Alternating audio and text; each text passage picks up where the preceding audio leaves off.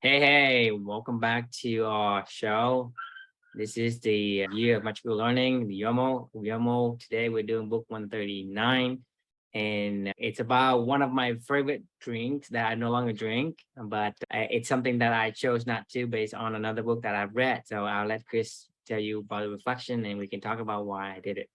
Yeah. So the book that we're going to be talking about today, number 139, is a book called Caffeine: How Caffeine Created the Modern World by the author Michael Pollan. The reflection title of this one is the No Caffeine Challenge results, right? Every month, if you don't know, one of our core values in Clubany is challenge yourself. One of my personal core values is challenge yourself. I love to challenge myself, whether it be in work, tennis, just whatever. Get outside your comfort zone and try new stuff. It's been almost 2 years now. I try to pick one new, just random challenge a month, where I'm trying something new, get outside my comfort zone and, explore, see if it aligns with my values or not. I just pick something that sounds interesting and see if it naturally aligns or not, right? As I go through it and try to explore and challenge myself to grow and learn and all that good stuff. This particular month, I happened to read this book. It was kind of good timing. I was doing a no caffeine challenge because Drew talks about no caffeine all the time and how it changed him. Just like I'm on the month challenge of intermittent fasting right now, kind of because of you. The no caffeine challenge was kind of inspired because of you as well. For me personally, caffeine, I had started to notice, I'm not a caffeine junkie or anything like that. I would have like one cup of coffee a day, maybe once every 2 to 3 weeks, I'd have a second one or a cup of tea in the early afternoon. That was about the max amount of caffeine that I would consume in a day. But I always started my day off with a cup of black coffee with sugar in it. I mean, I didn't put cream or anything like that. It was just black coffee with sugar. And I liked it. But then I would always go do my workouts right after. I would drink a cup of coffee, eat a quick breakfast, and I would do my writing, and then I would do some reading, and then I would go do my workout. And I started to notice, like, as we were talking about yesterday with the Breathe book, as I was talking about when I do my runs and stuff like that in the morning and different workouts, my nose gets super congested, especially when I'm outside. Like my sinuses just flare up and I feel like I'm just allergic to everything. Well, I started to research, around like coffee and caffeine and in general, and found out that it's a histamine, right? So like histamines, like if naturally like clog up your nose even more. And I was wondering, like in my head, I was thinking, well, if I don't always have a hist, just the recording just stopped and then just recorded again.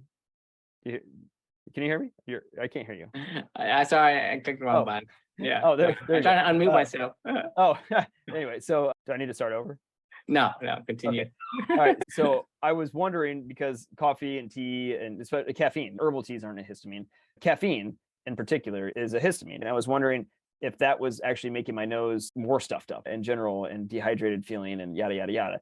So that was the reason why I did this no caffeine challenge personally. So I started trying this, and then I was about 3/4 of the way through the month as the universe works its magic and Amelia works her magic. Like, I had just finished like a couple of really long books and I was looking for something to read that was short and quick and fast. I happened to stumble upon one of my favorite authors in Michael Pollan and this book about caffeine. And it was a really short, quick read, something I could do in like a day or two and just kind of cruise through it and listen and learn something new and whatever on Audible. And it was funny because I had already read one of the earliest books we did was A History of the World in 6 classes, right? And they talked a lot about how coffee and tea, Coca-Cola helped shape the world. I mean, it really did. Caffeine is a very important thing for humanity in general in terms of how it's shaped and molded our identity, because it's a powerful drug. I mean, it really is. So I'd already learned a lot about caffeine in general, but I saw this book and I was like, hey, I think it'd be worth a try.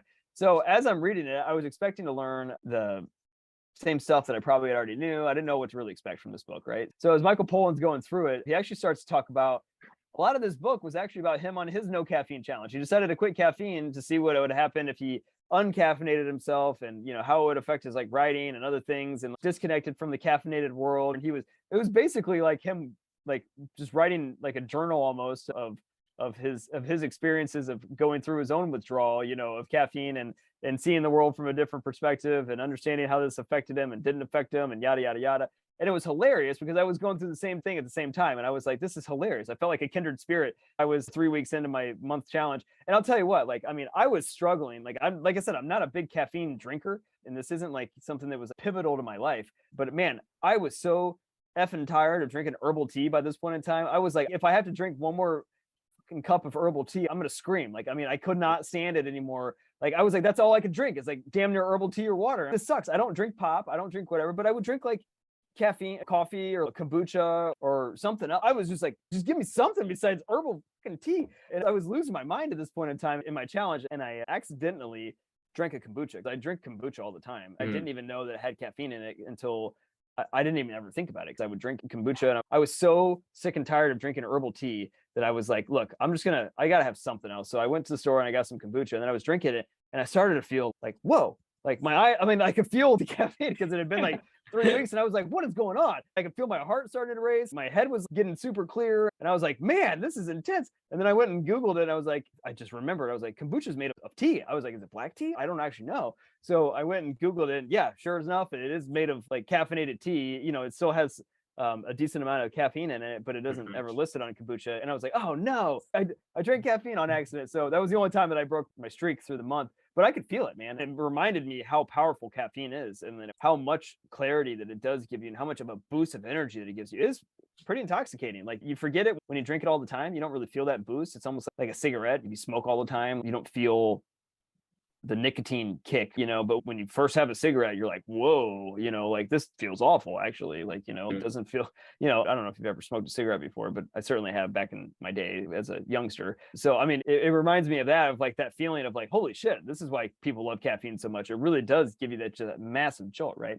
So long story short, my monthly challenge results were, here's my results. It's all about balance for me. I did enjoy every once in a while, like when I wanted to get that extra boost of energy, but for the majority of the time, I was like, I should probably just stick with things like an herbal tea or whatever it may be. I don't need caffeine first thing every morning. I've been able to maintain that. This was back in, gosh, when did I write this? Posted it in March. We're in October now. I feel like I did this one back in like December. It's probably been like 8 months where I don't really drink a lot of caffeine anymore at all. If I was 100% every day caffeinated before, I'm probably like 20% caffeinated, you know, and those are the days that I drink like a kombucha or whatever. I rarely ever drink coffee, like maybe once a weekend, like if Felicia and I want to go on a walk somewhere and go to the coffee shop or something and get like a, you know, it's like a treat, you know, like, oh yeah, I'll get a latte or whatever. So for me, like, I feel like I found a good balance with caffeine, and it has affected my performance and my workouts and things. I do feel better without having to, you know, it did dehydrate me, you know, coffee in particular dehydrated me. I didn't like it helps me in workouts, you know, like not drinking coffee. So yeah, it was an interesting experiment. And, you know, this book was a good timing because I was right in the middle of it. I will pause there because I'd love to get your thoughts, because I know you're probably chomping in the bit to talk about caffeine because it's something that you value, or that you used to value, and now you don't value it anymore. So yeah, go for it. Yeah, so for me is I'm a caffeine junkie. I mean, as a Vietnamese descent, right? We are basically born with an addiction to caffeine, to the coffee, particularly because you guys grow it, and is it grown in Vietnam? Yeah, we grow in Vietnam, and gotcha. And so when you are born, you are actually inherited that addiction. So for me is if you know, I don't know if a lot of people know, but in Vietnam, most, like, if you go and drink Vietnamese coffee, and I know some people have now, it's become more popular in America now, but if you drink Vietnamese coffee, the coffee is really strong. The reason for that is they don't most of the coffee that we make from, like, let's say you go to your workplace, right, and you make those coffee from those bags. Yeah. Compare to the 1 cup of coffee, in basically it's 8 times the caffeine. So when I go to work, right, when I make coffee for people at work, I double bag. I like coffee. I drink coffee instead of water. So I'm a programmer. Yeah. And so the first thing I go to work is I would make a double dose coffee. I would get my fresh cup, like black with nothing in it, and I would drink, and I would go drink. So basically I probably finished that coffee in about 30 minutes to 45 minutes. And imagine I do that for 8 hours. So in 8 hours, how many cups do you think I drink? I mean, it sounds like 6 to 8. I mean, 8 or 10. That's a lot. And then when I go home, I drink more. Jesus Christ. Right? Because the thing is, so if I were to drink the Vietnamese coffee, I would drink about 4 of them, which is 4. But when I go to work, those coffee doesn't give me the buzz I need.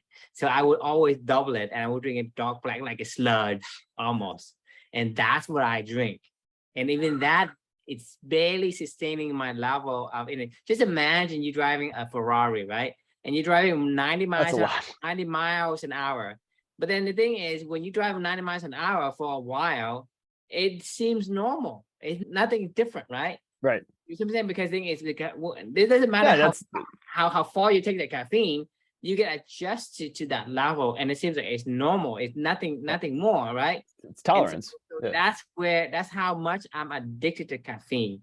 I Right. drink coffee like 30 minutes before I go to bed, which is 8, 9, 10, even 11, 12 midnight. I was still drinking coffee. Did you sleep? How do you sleep after drinking? I don't know.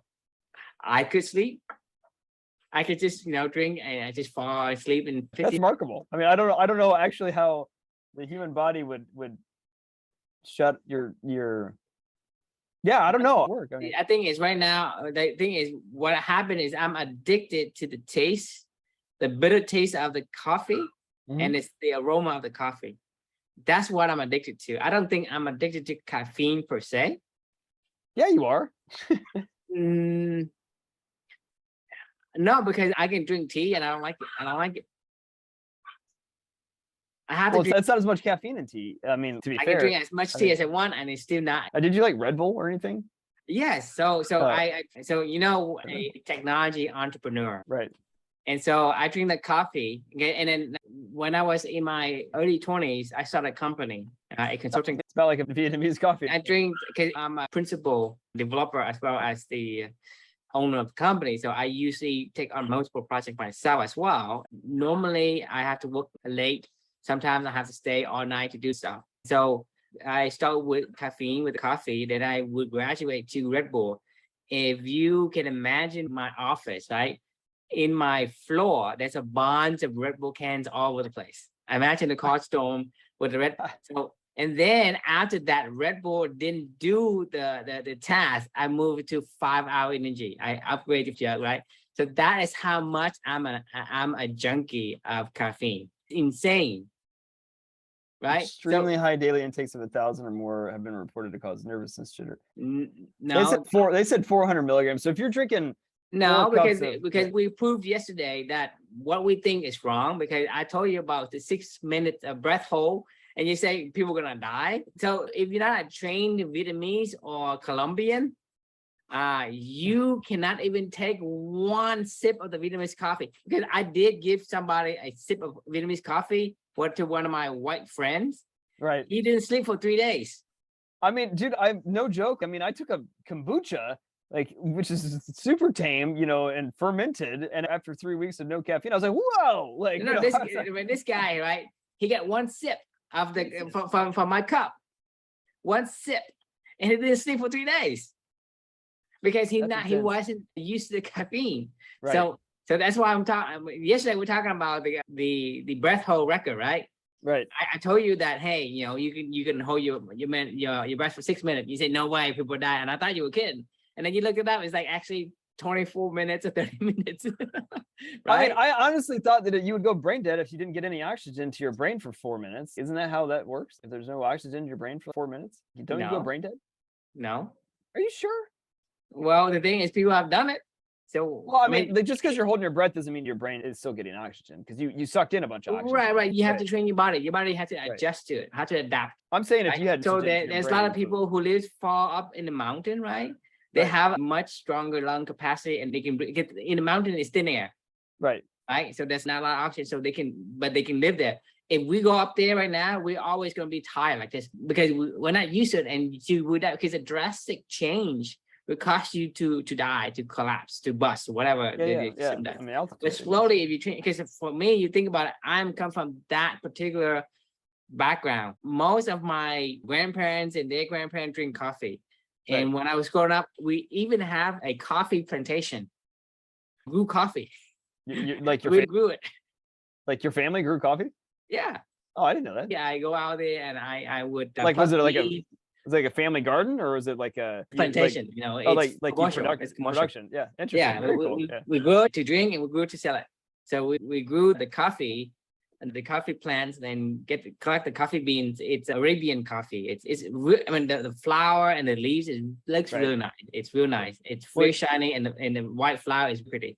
And then it's like a green, shiny green. You pluck it down, and then you would dry it up, and then you would roast them, and then you would sell it. You pack it just like they do here.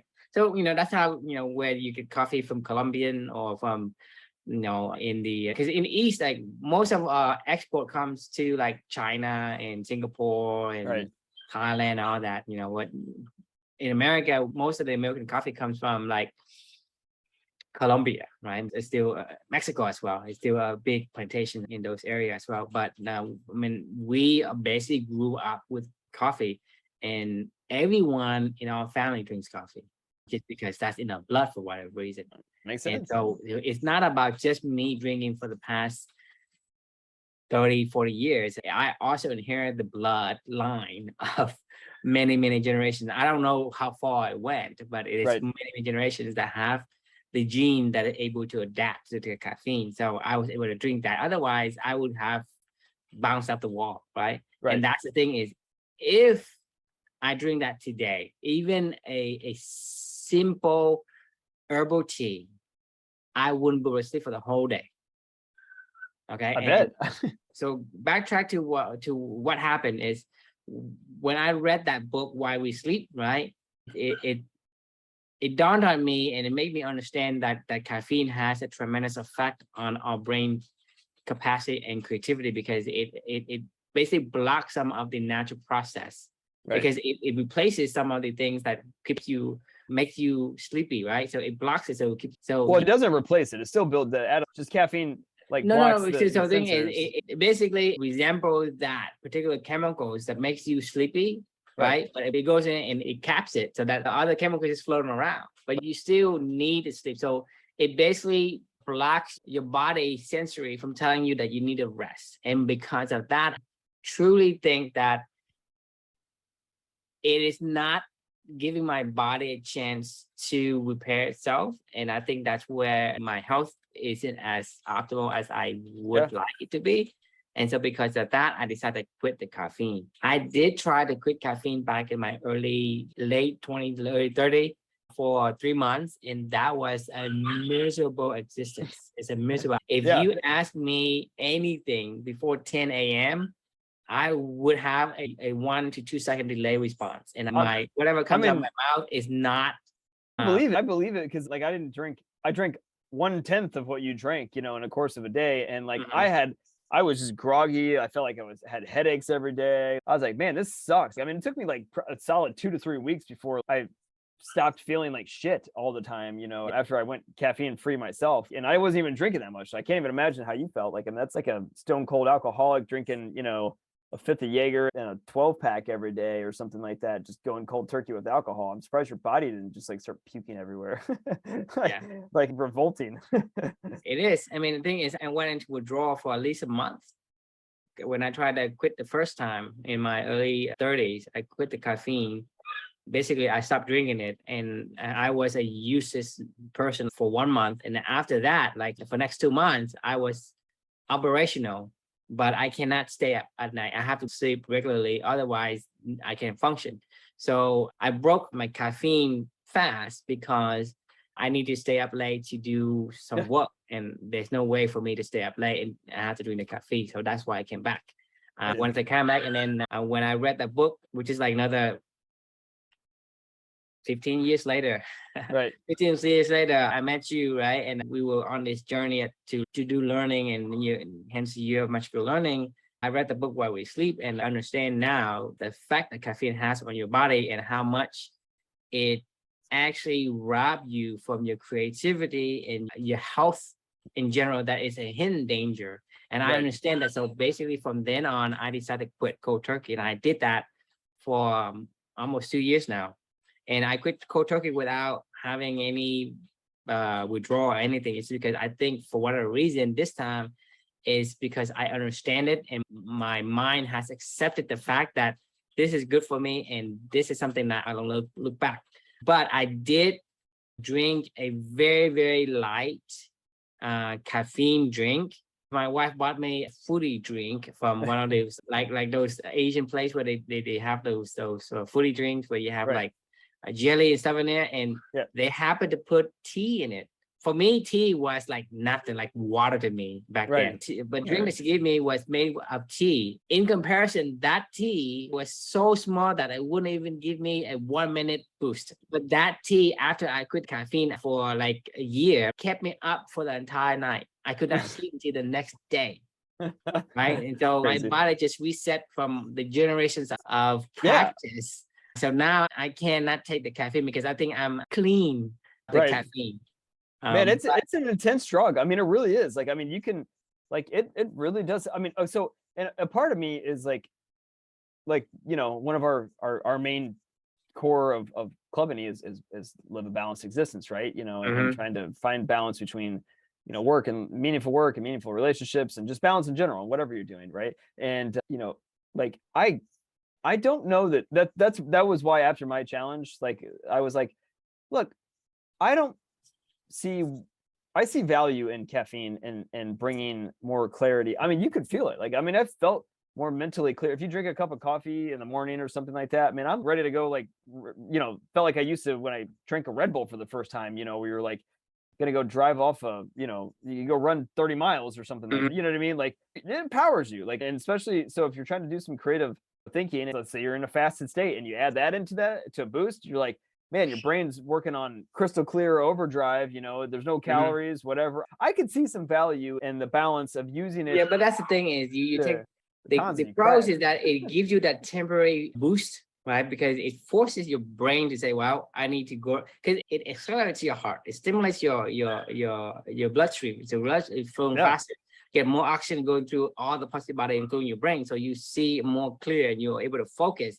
But at the right amount. If you go overboard, then it's going to cause nervousness and right. anxiety and all that. And basically, it's kind of like wash out all the benefits that you have. Because when you generate, there's nothing you can do except for endure through it and allow time to get rid of it.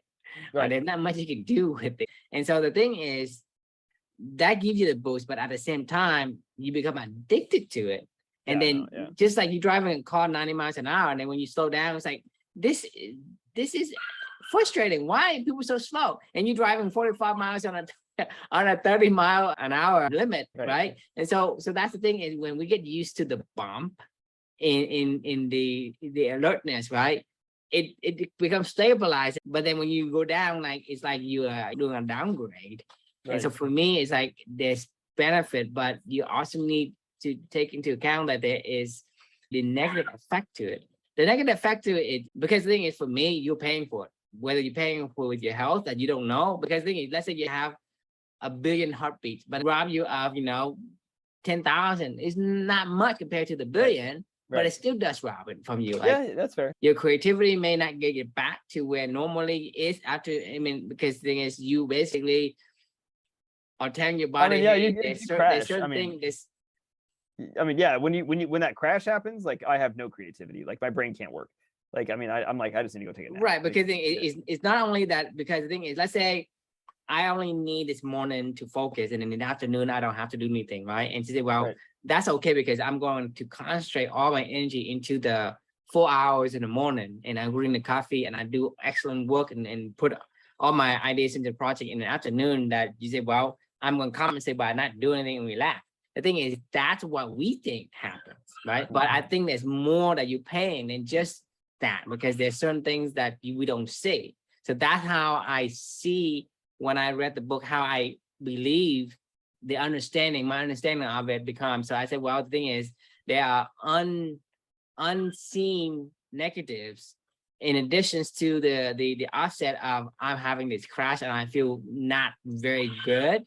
It's And unseen negativity in terms of my body wasn't able to repair all the stuff. Maybe only repair 90% of the stuff. There's 10% that's still left hanging on something, and that kind of unrepaired business, unfinished business in my body will come back to haunt me in the future. I mean, And you if you make think a, about compounding those things together, and you know about compound effect, that's a huge thing, both positively and negatively. I mean, you make a ton of sense. I mean, I'm sold on your logic behind it. The one thing that I would add to this though is, you did it again. The recording stopped and then it started again. That's right. Anyway, Okay. the one thing I would add to that conversation though is like caffeine's like in damn near everything. I mean, everybody drinks it from all corner of the world. They drink like the different drink. It's not even just coffee. I'm talking about caffeine. pop, Yeah, even Red Bull, alcohol has energy caffeine. drinks, sometimes alcohol, tea. I mean, hell, I was drinking this cherry juice, Bing cherry juice or whatever, and it has ginseng tea in it that's spiked in. Like there's caffeine in pretty much damn near everything. If you go look at the aisle of the store, it's like carb, right? Caffeine is like carb. It's everywhere. Pretty much. Yeah. I mean, you go look at the drink aisle in any store, it's pretty rare to find a drink that doesn't have caffeine besides like water or maybe Gatorade or something like that. You know, most of those drinks, that cooler, if you go to a gas station or whatever, whether it's coffee or I guess you can drink milk, water, or Gatorade. I think like ginger ale doesn't have caffeine in it, but I don't know. Drink nowadays. What? Water. Yeah, like what? Yeah, it's the only thing you drink. The only thing you drink is water. Pretty much. I mean, that makes sense. I don't do caffeine. I don't do carb. Right. So there's nothing I can do except for water. But like I said, you know, caffeine to me is majorly part of my life. That's something I basically got rid of, and I think that you know it's an understanding that allows me to get rid of that big portion of my life because. I like it. I like the smell. I like the taste of the bitterness. And I drink it black, like jet black and double dose, triple dose, whatever. And I drink it. Those were actually good. I actually did like those. I'm not a huge coffee drinker, but those were actually good. I did enjoy those. Yeah. You know what? I think maybe one of these days I'm going to make one of my challenges, like not just a no caffeine challenge, just water only is the only thing I can drink for a month. I think that would be really hard. It's once you understand the benefits and what you trade off for, it's easy. Do you put like a Mio in it or like no, just water. Water. No. Fair enough. I'm drinking plain water. Just water, right? Water. Because if you understand, right? So try to understand before you do it. If you understand it, then whatever you do makes it easier. Because to me, if you ask me before my knowledge of the core values and why we do things, right? If you ask me to quit coffee, I would say I would never able to do that, even if you give me $1 million. I wouldn't. Right. Because it's just so ingrained into what I do. Right. I'm addicted to it. But I did it. I never drink coffee again. If there is a non-caffeinated coffee, I would drink it. I have no problem drinking coffee. Right. It's the caffeine's in the coffee, but I have searched and there's nothing that doesn't exist. Caffeine doesn't exist. Is not right. I love how they market it. I had this argument with my dad one time where he was like, "Well, just drink like decaf," and I'm like, "Dad, decaffeinated coffee isn't caffeine-free coffee. It's still caffeine. It just isn't as much caffeine." And he was like, "No, it's decaf." And I'm like, no, it's not. You can't make decaf. There's no way to make decaffeinated coffee. I was like, "Dad, do you know how they make decaffeinated coffee?" And he goes, "No." And I go, "They just brew it. They brew it once, and then they they soak it." The thing is, you don't actually roast it, grind it, and brew it and get it back because that takes away the color. So what right? They soak the beans first. The coffee beans are steamed and then rinsed repeatedly with the chemical solvent to flush away the caffeine. So basically, they soak it in a solution to get the caffeine, and then they take the beans up again, they dry it, and then they roast it. That's why when you drink that decaffeinated, it's as dark as the one that is decaffeinated, regular coffee. But if you do brewing, right, the water gets lighter. Gotcha. So it says the natural method is soaking coffee beans in water before being blasted. But the way that you described is actually the way that people would actually get in Vietnam. That's how people get decaffeinated. Which is soaking. No, they just use the second batch. Oh, the brew it and dry it again. And then... My dad and my brothers and my sister all drink coffee. So my mom would drink coffee, but she likes the decaffeinated. So she always takes the second batch. You know, so we brewed the first one, and we take the coffee out, and then she would take the same ground, and then she brew it again. And that's decaffeinated for her. But it's lighter. It smells like tea, but it's lighter. It's probably like an actual, just normal cup of caffeinated coffee at that point in time. Normal coffee, American coffee, I mean. It has the same amount of caffeine as a normal American decaffeinated bag, because the decaffeinated, when you brew it, it's just as dark as the regular coffee. Yep, that's funny. Very cool. You learn something new every day, right? Awesome. Well, I know it's getting pretty late. I'm pretty exhausted. Speaking of tired, my eyes are about to close. Why we sleep? Toward the end of the day, right? Yeah. Good conversation overall. I mean, if anybody's ever curious about caffeine and its effects on your body, read this book. read Why We Mhm. Sleep. There's a few other recommendations. It's a Come powerful talk to drug. us. Come talk to me. Yeah. Yeah, right. I feel like I'm an expert on coffee. It's like, You're an expert on coffee and quitting it at this point in time too, and the effects of it. So very cool. Thank you for sharing your results of your own caffeine challenge and inspiring yeah. me to do this And one. I'm still on it. Yeah, right. Exactly. Well, good stuff. Awesome. The question we can leave for everybody is, are you in control of your habits, or are you letting the habits control you? Mm. So something to think about. And if you're curious about caffeine stuff, check this out. Yeah. So thanks for joining, and we will see you all. On Monday. Yeah, we'll be back. Sounds good. Have a We'll good be one. back bright and early on Monday. Awesome. All right. Have a good one. Good night.